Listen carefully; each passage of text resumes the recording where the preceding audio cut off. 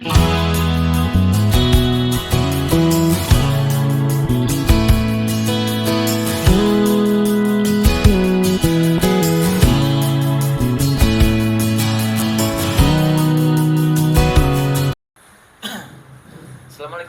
Pak Dokter. Waalaikumsalam warahmatullahi wabarakatuh, Kak Sudi. Selamat pagi Pak Dokter. Pagi. Perlu bincang-bincang di pagi hari ini Iya, dengan kehadiran kita di salah satu kafe yang ada Mas di sini. Sagena Cafe. Mas Sagena Cafe, ya Mas Sagena Cafe. Kopinya enak, Oh luar biasa. suasananya enak. Wih luar biasa Dokter Wahyudi Muksing SK, SH, MKes. Wah luar biasa nih, terlalu banyak ini lihat nih predikat nih Pak Dokter.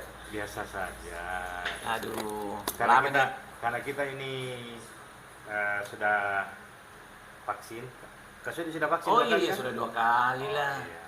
Kita Ya. prokes, maka saya buka masker. Iya, lama kita tidak jumpa ini Pak Dokter. 1 tahun. Oh, iya, kayaknya seperti itu. Tapi saya sangat butuh dengan Pak Dokter karena begitu banyaknya orang-orang di Sulawesi Selatan bahkan di Indonesia barangkali dengan terciduknya berbagai macam anak yang di bawah umur atau yang belum pas barangkali untuk bisa melakukan hal-hal seperti itu.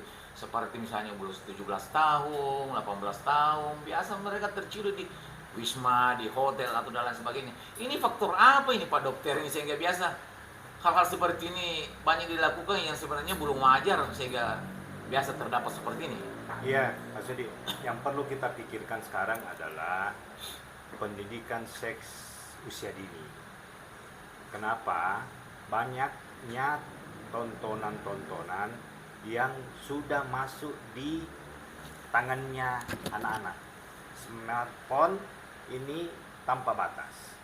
Dalam satu ruangan yang kecil bisa melihat seluruh dunia dengan smartphone.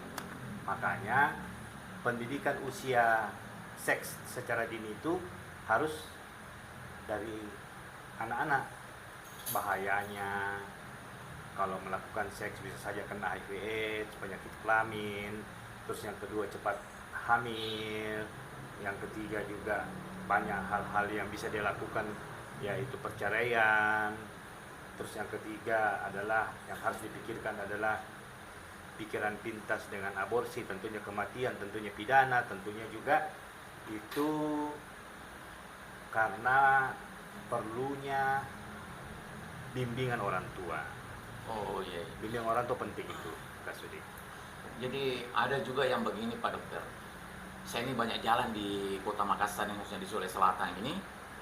Apalagi kalau kita jalan-jalan ke Jakarta, itu banyaknya perceraian. Apalagi saya dapat kemarin di media cetak itu kurang lebih 2.000 perceraian dalam 1 tahun. Ya, Wih, sangat luar biasa ini. kan banyak hal yang penyebabnya, Kak Sudi. Yang pertama adalah COVID ini melululantakkan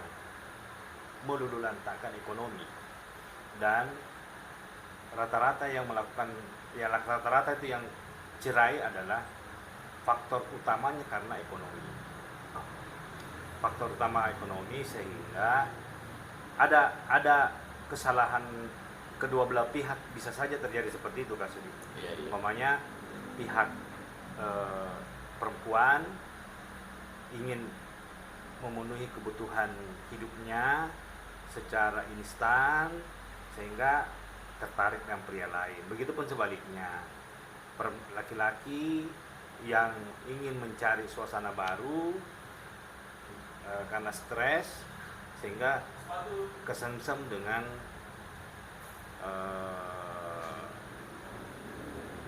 wanita lain.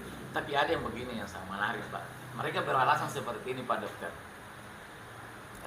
Saya kan biasa hampir setiap warkop-warkop kafe di Kota Makassar ini itu banyak teman, baik laki-laki maupun teman-teman janda atau gadis dan lain sebagainya. Mereka beralasan begini, ada ketidakpuasan. Dengan adanya ketidakpuasan seperti itu, dengan berbagai macam alasan ini dok.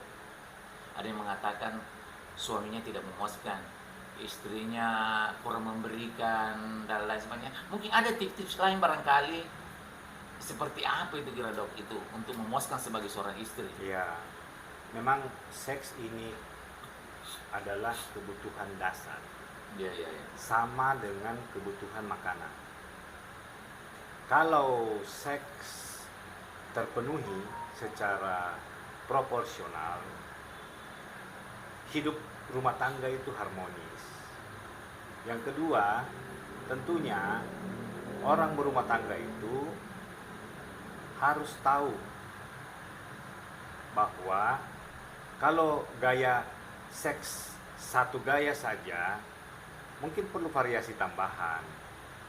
Yang kedua adalah jangan malu menyampaikan ke pasangan, "Pa, Ma, yang kayaknya perlu kita ada suasana-suasana romantis, putar musik yang romantis, atau umpamanya butuh quality time ke hotel sama-sama atau ke tempat puncak." Seks yang menarik itu adalah seks yang bukan lamanya, tapi kualitasnya. Biar 2 menit, 10 menit, tapi ada foreplay, pemanasan. Bisa saja umpamanya di dirangsang dengan nonton film-film dewasa dan lain sebagainya. Itu kan banyak faktor yang bisa kita lakukan. Termasuk harus selalu ya harum di rumah, harus selalu ya melayani suami itu bukan hanya sekedar seks juga kan. Baru saya jarang pakai parfum, Dok. Jadi apakah itu, Dok, mempengaruhi itu persoalan besar dan kecil itu, Dok? Ya, banyak orang salah Panjangnya paham. atau bagaimana? Banyak orang salah paham bahwa penis yang besar dengan penis yang kecil itu berhubungan dengan kepuasan istri. Itu Iya. salah besar. Yang benar itu adalah foreplay yang maksimal. Kan foreplay maksimal itu kan bisa dengan cumbu-cumbuan. Iya, iya. Ada namanya dalam organ wanita itu namanya G-spot. Oh, G-spot iya. inilah yang bisa dirangsang untuk terjadi ejakulasi kepuasan terhadap istri. Besar atau kecilnya itu bukan faktor utama. Jadi salah besar itu. Atau juga orang bilang lamanya, Iya, iya, iya. bukan hanya besarnya, lamanya. Itu bukan salah satu penentu juga. Tapi memang indikasinya adalah semakin lama semakin banyak wanita mengatakan puas.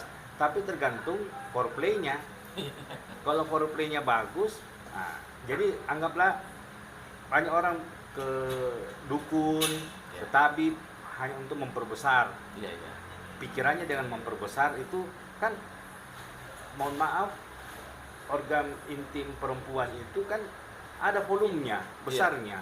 Kasihan juga kalau terlalu kebesaran, justru sakit kan? Iya, iya, iya. Saya mau bertanya lagi nih, Dok. Ada biasanya itu informasi-informasi dari teman-teman muda-mudi ini. Biasa itu di kelamin itu pakai kelereng, ada juga di kepalanya itu, ada katanya apa itu, dipasangi bulu kuda, bulu kambing apa gitu, Dok. Apa pengaruhnya ini? Apakah ini tidak merusak sebagai seorang wanita dengan melakukan persetubuhan seperti itu, atau lecek atau terjadi erosi di dalam kelamin atau bagaimana? Pasti ada pengaruhnya barangkali, Dok, ya? Ya, itu namanya aksesoris saja. Oh, iya, iya. Aksesoris, sensasi. Orang kan ini kan karena sensasi di otak. Kapan sensasi otak ini bagus, itu berpengaruh terhadap seks. Iya, iya, iya. Kalau sensasinya tidak atau kurang, berpengaruh terhadap seks. Iya. Sehingga hal-hal seperti itu sama dengan kalau putar musik yang romantis, lihat pemandangan yang bagus, suasana, itu kan sensasi. Iya. Pakai baju tipis, Iya. pakai hanya celana dalam, atau pakai kain baju bobo tidur, itu kan sensasi. Sensasi-sensasi inilah yang menimbulkan gairah seks. Oh, berarti tidak ada gunanya ini, Dok? Tidak ada Bukan tidak ada manfaatnya. gunanya. Itu hanya sensasi saja. Apakah nikmat bagi seorang perempuan atau nikmat sebagai seorang laki atau kedua-duanya menikmati atau efek sampingnya tidak ada, Dok? Efek samping itu selama barang itu tidak tinggal di dalam kelamin. Itu yang lainnya itu ya sama saja kalau kita pakai kondom kan. Iya, iya. Kondom itu kan ada yang bergerigi, Iya, iya, iya. ada yang berulik-ulik, banyak hanya untuk sensasi. Sementara mereka lupa bahwa penis laki-laki itu kan penuh dengan otot-otot dan saraf-saraf yang besar-besar. Iya. Itu kan sudah bergerigi. Iya, iya. Sebenarnya ya, sekedar ya sensasi saja untuk wow, kita lagu berhubungan seks dengan gaya ini. Nah, dengan adanya sensasi itu seksnya makin meningkat. Seperti itu saja Kak Sudi. Oh, jadi letak berbicara tentang kesehatan. Ini maaf, ini ilmu nih sebenarnya, Dok ya. Bukan bahwa kita ini mau menghambur-hamburkan bahasa seks seperti ini ya karena kebutuhan atau bukan. Tapi perlu kita tahu posisi di mana yang terbaik, yang mana yang halal atau yang mana yang bagus dari ilmu kesehatan. Kan biasa juga ada katanya nungging dari belakang, dari duburnya atau bagaimana. Ini kalau menurut agama ini kan Yang haram salah hukumnya. itu kalau lewat dubur. Iya, iya, iya, iya. Yang yang yang salah di situ. Iya. Karena organnya tuh berbeda kan. Nah, yang gaya yang lain boleh gaya nungging, boleh gaya apapun silahkan selama tempatnya. Iya, iya, iya, Tempatnya bukan di dubur. iya, iya, iya. Jadi kalau mau gaya 86, 96, mau gaya doggy style, mau gaya apa namanya? Konvensional seperti selama ini, perempuan di bawah, laki-laki di atas atau sebaliknya. Iya, Itu iya. biasa-biasa saja, tergantung sensasinya lah kembali lagi Kak Sudi. Iya. Jadi mungkin ada barangkali petunjuk atau gambarannya seperti apa itu, Dok? Keinginan seorang wanita ketika mereka melakukan hubungan seks misalnya, mungkin ada strategi bagus barangkali yang kita lakukan. Apakah kita harus canda-canda dari awal, merangsang dalam bentuk pegang-pegang paha, atau ada titik-titik barangkali yang bisa merasakan. Biasa juga ada dong, Dok. Dia cium dari lehernya, mungkin dia putar-putar dari pentil-pentilnya, atau bagaimana. Mungkin dokter lebih tahu daripada saya lah. Ya, setiap manusia itu beda-beda. Ya, Ada orang yang harus disentuh fisik, iya, dia sudah terangsang. Itu pun titik-titiknya beda-beda. Ada yang terangsang dengan ciuman bibir, ada terangsang dengan ciuman leher, ada terangsang dengan payudaranya, ada terangsang dengan organ vital lainnya. Banyak titik-titik itu. Ada juga orang sudah terangsang dengan perkataan, iya, iya. dengan rayu-rayuan, dengan mengingatkan masa-masa romantis awal ketemu, bagaimana mereka bisa menikah dan sebagainya, bagaimana orang bisa pacaran dan sebagainya awal-awal. Hal-hal itu yang harus kita pikirkan bahwa setiap orang itu beda-beda, Iya, iya. tergantung triggernya. Tapi pernah juga saya dapati salah seorang wanita yang umur 50-an. Dia mengatakan kepada saya tidak mampu lagi berhubungan dengan bapaknya, dengan suami saya. Kenapa? Dia mengatakan begini, Dok, karena saya ini sudah menopause. Saya bilang, kalau menopause itu bagaimana? Dia bilang, sudah kering. Kalau dia masukkan dia punya barang, rasa kesakitan. Tapi ada juga orang yang pernah saya tanya, dia bilang, tidak. Saya juga sudah menopause. Sudah tidak haid lagi. Sudah tidak pernah datang benderanya. Dia bagaimana? Masih ada rasa nafsu atau masih ada. Tapi ini kenapa bisa seperti juga perempuan biasa, kadang-kadang kalau didekati dia mengatakan saya belum siap atau bagaimana. Kenapa dia belum siap, Dok? Dari segi apanya? Ya, Dan sebagainya. sebenarnya kan faktor utama siap atau tidak siap itu dari pihak perempuan adalah bagaimana pasangannya ini melihat momen. Kalau momennya lagi, biasanya mendekati haid itu adalah momen yang sedang tinggi-tingginya nafsu, dan pada saat setelah haid. Soal menopause itu sebenarnya bukan hanya sekedar menopause, biar belum menopause, tapi kalau foreplaynya kurang, maka cairan di vagina itu kan kurang keluar, Iya. tentunya sakit. Makanya butuh foreplay. Biasanya foreplay ini tergantung beda-beda orang. Ada yang cepat, ada yang lama. Nah, itu Iya. yang perlu kita harus sadari itu. Seperti itu. Oh iya, iya, iya. Jadi memang ini hubungan seks ini tergantung dari umur masing-masing. Kalau umur 17, Tidak juga umur. Umur bukan kondisi bahwa perempuan ini, wanita ini dia hiper atau tidak hiper. Tergantung. Biar banyak yang masih sudah usia 45 tapi seksnya masih bagus. Sama dengan 17 tahun. Ada juga yang 17 tahun tapi seksnya tidak bergairah banget gitu. Nah, jadi berbeda-beda orang, berbeda-beda kondisi.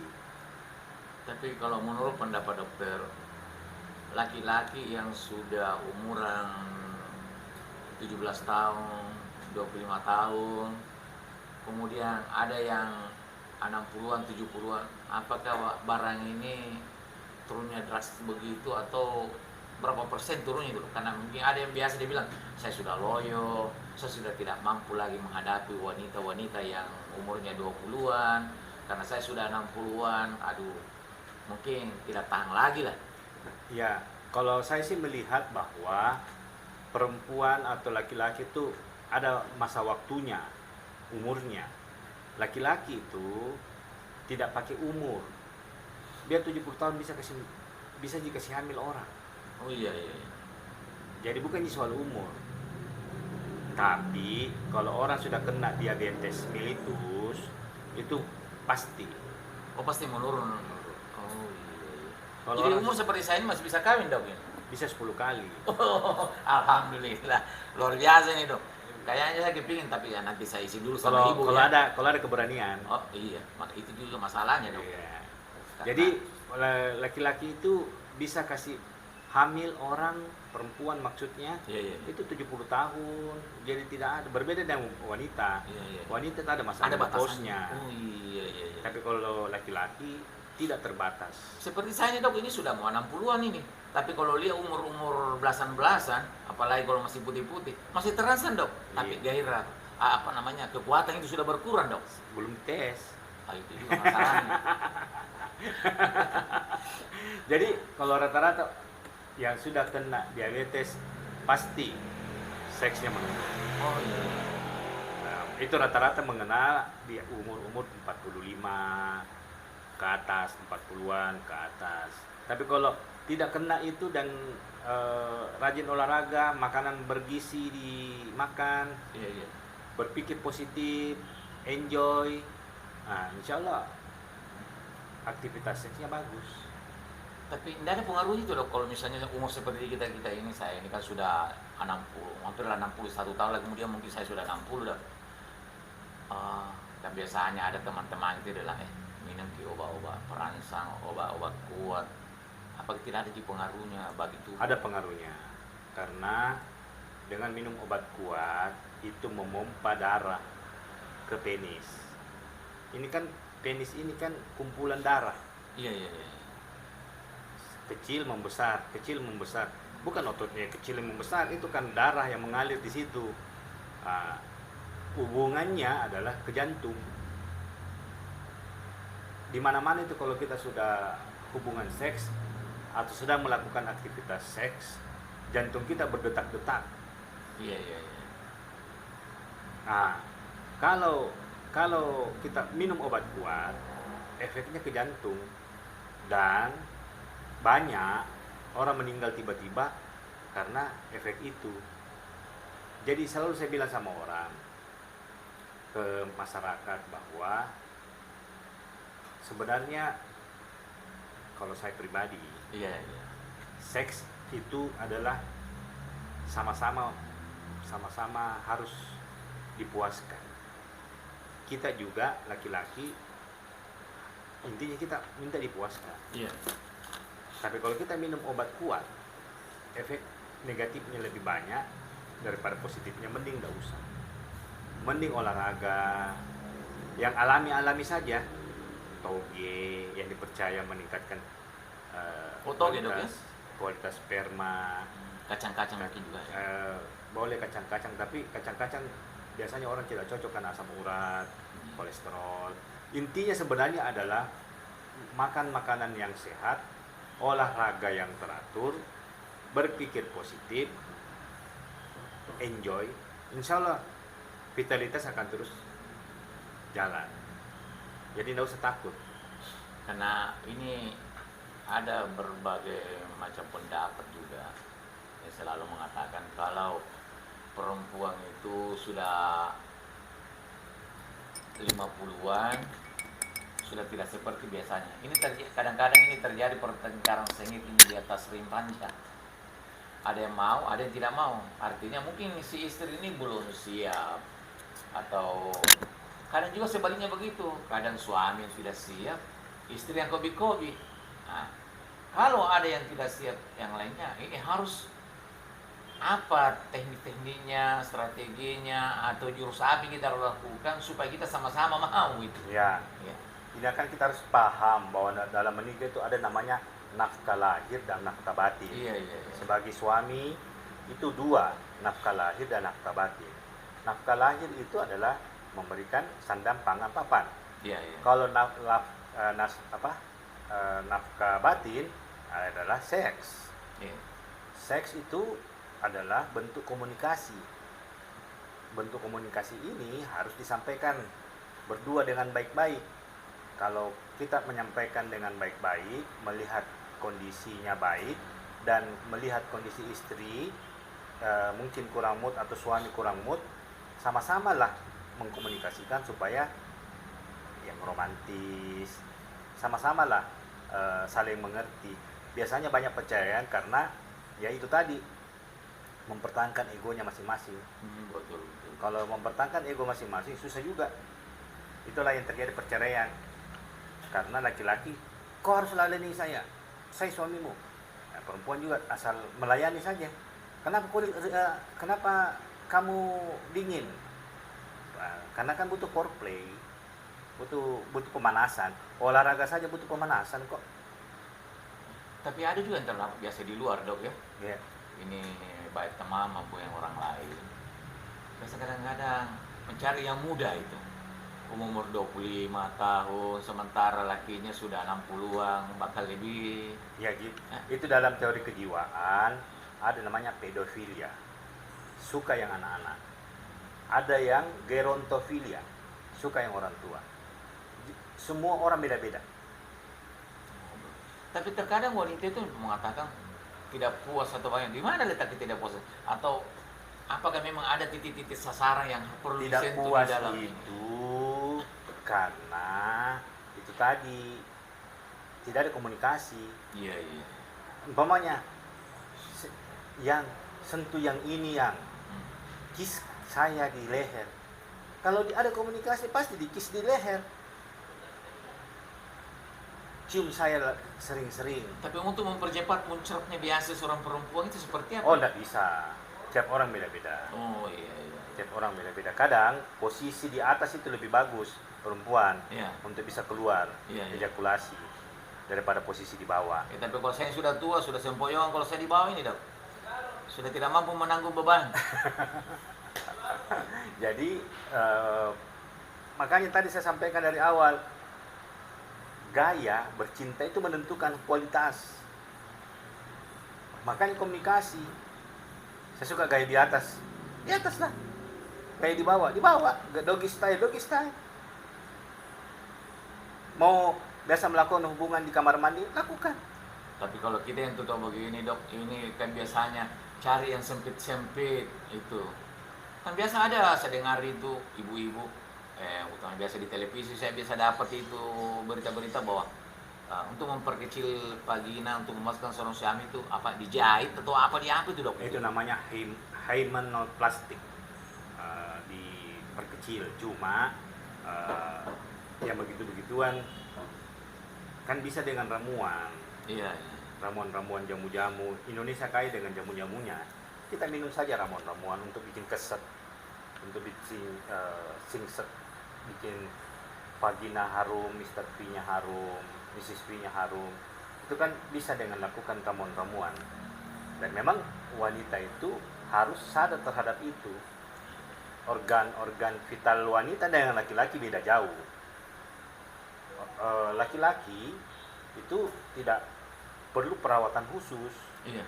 Kalau perempuan karena dia lembab butuh perawatan khusus.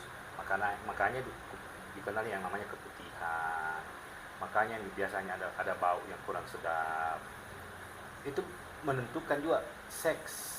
Kalau bau kurang sedap, makanya perlu bukan hanya muka, organ vital juga perlu dikasih cantik. Dengan cara apa? Kasih ramuan-ramuan tradisional, minum jamu dan lain sebagainya, kayak gitulah maksudnya. Kita yang sudah lama bincang-bincang. Minum dulu. Oh iya. Artinya kopi boleh pahit dong, tapi hati jangan. Iya.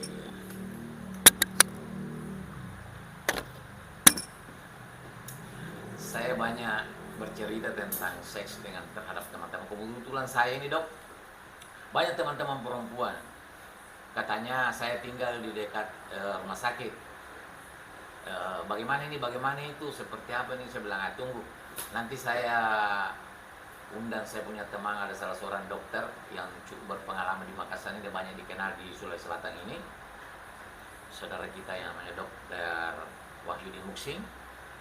Mereka ini, saya anggap dia juga orang politisi. Dia juga biasa terjun dalam dunia perfilman, jadi saya bilang, ini saya tidak tahu di profesinya dokter apa, yang satunya dokter tapi biasa juga terjun jadi produser dok ya. Jadi ya harus hidup ini harus banyak warna Kasudi. Iya. Kenapa juga dokter biasa dipanggil atau biasa dikenal di luar ini dokter koboi? Apa itu maksudnya dokter koboi? Ya itu panggilan masyarakat. Sama kalau panggilannya Raja Dandut, Diva Dandut. Saya sih menerima saja. Mungkin gaya saya yang ya seperti ini. Apalagi saya dapati dokter itu artinya tidak pernah ada pemisahan antara masyarakat kecil, masyarakat besar, sampai ke gubernur biasa. Bapak ini, Pak Dokter ini bergabung biasa kalau ada dalam satu arena-arena di mana hubungan kita berada. Terkadang tidak ada pemisahan antara kecil dengan yang besar. Apalagi selalu berinteraksi dengan orang-orang yang biasa. Tidak semudah itu dokter biasa, bayangkan. Kalau dokter seperti kita ini kayaknya enaknya bergaul gitu, suka bercanda, suka apa dan lain sebagainya. Itulah membuat barangkali kita Tak sedih. Semua itu dilakukan dengan hati. Iya. Do by your heart. Lakukan dengan hati. Semua apapun itu. Kalau kita lakukan dengan hati, maka semua akan diterima dengan hati. Lakukan bukan karena ada apa-apanya, karena kita memang pengen saja. Saya pengen bergaul sama siapa saja, tidak ada sekat, tidak ada batas, ya saya yang punya. Saya ini banyak mengenal dokter, ya dok ya. Tapi saya rasa senang kalau saya ketemu dengan dokter Wahyudi Muksing. Saya tahu ini gombal, tapi saya suka juga Kasudi. Tidak, bukan seperti itu dok. Saya sudah lama kenal dokter. Saya sering sama jalan sama-sama dimanapun dokter jalan. Sepertinya membuat kita itu kalau ada penyakit-penyakit kecil yang sakit-sakit perut bisa sembuh dengan canda-candaan. Itu yang namanya memunculkan hormon kebahagiaan. Hormon kebahagiaan apa itu? Endorfin dan serotonin. Dokter belum obati saya sudah sembuh. Iya. Saya kira ini barangkali perbincangan kita dok ya. Ya. Saya menyita waktunya beberapa waktu. barangkali saya mengganggu aktivitas Tidak Pak sama Dokter. sekali Kak Sudi. Ini kan bentuk ibadah. Betul. Mudah-mudahan ada pertemuan-pertemuan selanjutnya. Barangkali kalau saya bertanya tentang kesehatan, mungkin saya undang lagi. Boleh, Atau dimanapun boleh. saya. Dengan topik yang berbeda pun boleh. Iya, itulah saya bilang. Karena masyarakat kita ini butuh petunjuk, butuh ilmu, butuh pengetahuan tentang kesehatan. Karena begitu banyak orang sakit di luar, mereka tidak tahu mau kemana. Sedikit-sedikit dukung. Dukungnya juga dukung abal-abal, asal ini habiskan uang, tidak pernah sembuh. Satu pesan saya terakhir Kak Sudi. Sehat itu mahal. Tapi sakit jauh lebih mahal. Mungkin sebagian orang bilang bahwa sehat itu bukan segala-galanya. Tapi tanpa kesehatan, segala-galanya yang kita miliki, jabatan, uang, rumah besar, istri cantik, suami cakep, tidak ada apa-apanya semua. Berarti sehat adalah investasi. Oke, terima kasih Pak Dokter. Tadi Pak Dokter ada kesibukan di luar, ada undangan, tapi saya juga lebih dulu kemarin saya menghubungi dokter, tapi ternyata dokter mengatakan ada kesiapannya pada jam yang sudah ditentukan pada hari ini. Dokter datang, saya ucapkan terima kasih banyak Sama-sama, waktunya. Kak Sudi. Mudah-mudahan kita bisa ketemu di lain kesempatan. Oke, terima kasih Pak Iya, Dokter. Kak Sudi. Saya pamit dan undur diri. Saya ucapkan assalamualaikum warahmatullahi wabarakatuh. Selamat pagi. Kita ketemu